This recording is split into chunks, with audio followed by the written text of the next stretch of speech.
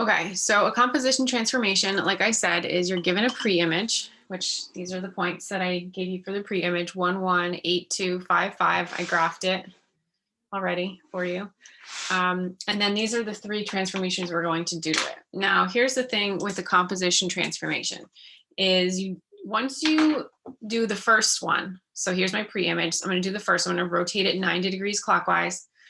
Then you take that one and do the next one to that one. You don't go back to the original. So you have your pre-image, you rotate it, then you take that and you reflect it, and you take that and you translate it. So it like builds off of the previous one. You don't you don't go back to the pre-image and do all of these things to the pre-image. That's not what it is. So you'll see. So first we are going to rotate it 90 degrees clockwise. So if you remember when we learned rotations, we talked about all the different coordinate rules that exist. So 90 degrees clockwise, if you look on that chart on the rotation, someone's coming in, hold on a sec. If you look at the rotations notes, 90 degrees clockwise is y negative x. That's the rule for 90 degrees clockwise. So basically what that means is you swap your x and your y. And remember that the y value is going to stay, the sign is going to stay the same. The x value is going to change. That's what this negative means in the rule. A negative in the rule means we're changing the sign of it. So for example, a prime is 1, 1. So, well, I mean, switch them, it's still going to be 1, 1, and then change the sign of the x. So this is going to be 1, negative 1. That's where a prime will be. So I'm just taking this rule and I'm applying it to these points. B prime, so the 2 is going to come first because that was the y. And then the 8 comes second, but we have to change the sign. Now keep in mind too, with something like this, if this 8 started off as negative, you would have to change it to positive. Same thing, like if this 2 was negative, it would stay negative. A lot of times kids think that when it says y, that means that the y has to be positive. That's not true. It just means the y stays the same. And a lot of times kids think when it's a negative x like this, that it has to be negative, which also isn't true. You just have to change the sign. So this 8 right here is now going to be negative because the 8's coming second and we're changing the sign. Okay, C prime, X is coming first. I mean, Y is coming first, sorry, Y is coming first.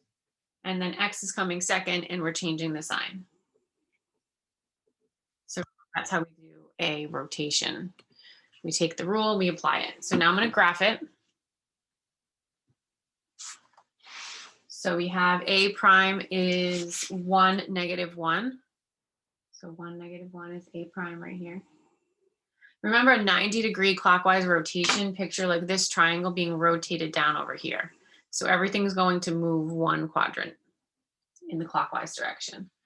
Let's see, B prime is 2, negative 8. So 2, 4, 8. And then C prime is 5, negative 5. 1, 2, 3, 4, 5. 1, 2, 3, 4, 5. And then if you have a ruler to use, definitely use it.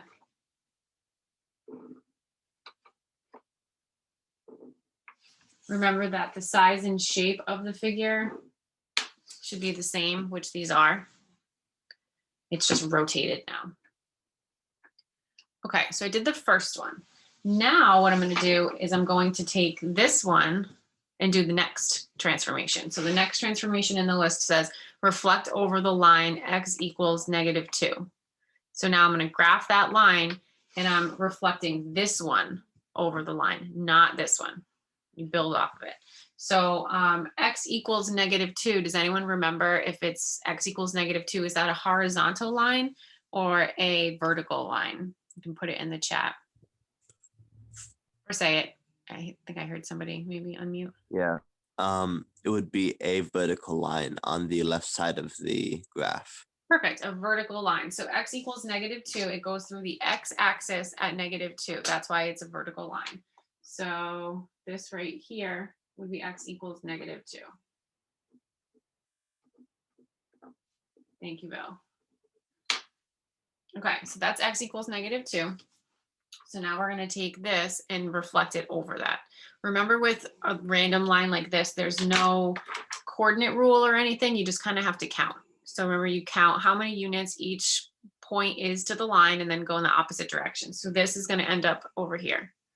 So A prime is 1, 2, 3 units to the line. So we're going to go 3 units this way. Now we haven't talked about this yet. How do we label it? We already used A prime. So now we do something called A double prime. You put the letter A with 2 tick marks. And you would say that as double prime. That's how you would say it. So then C prime is 1, 2, 3, 4, 5, 6, 7 units to the line. So C double prime will be 1, 2, 3, 4, 5, 6, 7.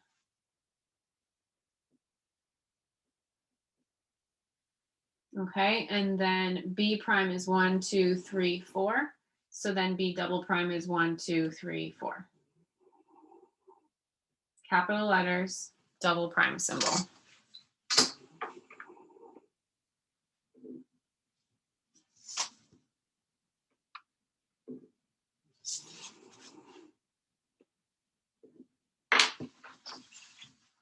Okay, so there is my reflection over the line x equals -2. And then we can write out the points too. I do want you to write out the points on your paper. So let's see, A double prime is 1, 2, 3, 4, 5, -5, -1.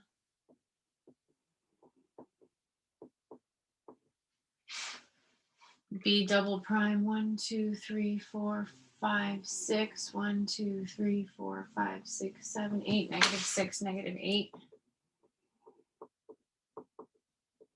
And then C double prime would be 1, 2, 3, 4, 5, 6, 7, 8, 9. 1, 2, 3, 4, 5, -9, -5. And so that's the second transformation. So now we take this one and we do the last one. So the last one, I wanted you to translate it, x plus 2, y plus 7. Can someone tell me where that's going to go? X plus 2, y plus 7. Maybe someone else. Bill already answered the first one. You could put it in the chat. So where am I going? X plus 2, y plus 7. What does that mean? Anyone?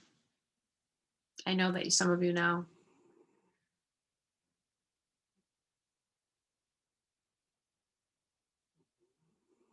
Good, right 2, up 7.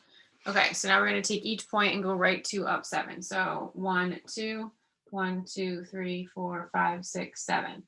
And now it's going to be a triple prime.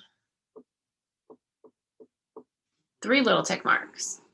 Okay, so C right 2, 1, 2, 3, 4, 5, 6, 7.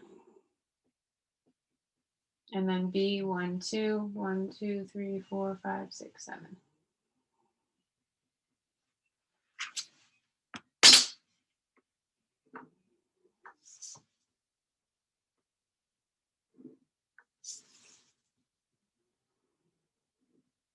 And so that's it. That's your composition transformation. Everything's labeled properly. This is A prime, B prime, C prime. This one's double prime. This one's triple prime. It is helpful if you have different colors to use different color, or like maybe it's not helpful, but I think it maybe is. So you don't have to use different colors, but I like to. So that's how you do a composition transformation example. Does anyone have a question about anything that I just did before I show you one more thing and let you go? No. I do. Yeah, So, for rotation, yes. excuse me. It's okay. Okay. For rotation, it's just like memorizing which one it is for 90 degrees, 180, 270. Yep. We just have, okay. Just wanted to make sure. Yeah. Yep. Any other question? I mean, you guys are at home though right now, right? So you don't really have to memorize it. Just use the notes. Okay, so now I just want to show you real quick. This is the assignment that you're doing.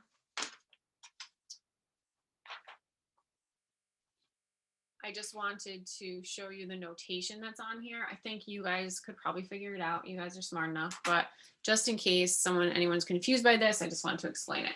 So the way that they list the transformations here, so they give you your pre-image that you're going to plot. It's actually almost the same one as we just did. So it's a similar triangle. And then these are the two transformations. So where it says order your transformations, you just write down like what these are. If you had to guess, what do we think capital R x-axis would mean? What are we doing to it? Any guesses? Reflect. Yeah. So capital R is reflect over the x-axis. So that's the first thing that you're doing. So when it says order your transformations, that's all it means. It's just like you're going to reflect it over the x-axis and then write down the points. And then little r 180 would be what? Rotate 180. Good. And remember with 180, they don't give you a direction because it's the same either way. So you're going to do this first to the pre-image, and then you're going to take these points and rotate them 180 and graph them. Okay. It's the same for all of them. There's on this page, the second page, there's three transformations for some of them. So this notation, so this one would be reflect over x equals 2. This one would be rotate 180. This one, -10, -1 would be like left 10, down 1. This would be the equivalent of x minus 10, y minus 1. When you do this one, the last one, 1 point is going to go off the grid. It's going to go to -11. So it's like over here somewhere. So that's fine. You're doing it right. That's pretty much it. The last page, there's 2 with no graph. So if you want, you can just do the points, or if it's helpful for you to do the graph too, you could do the graph. But it's fine if you just do the points. And again, like I've said this before, if you don't have a printer or don't have graph paper, you could just do the points for all of them. You could try like sketching a graph, I guess, like on lined paper, but it's fine if you don't.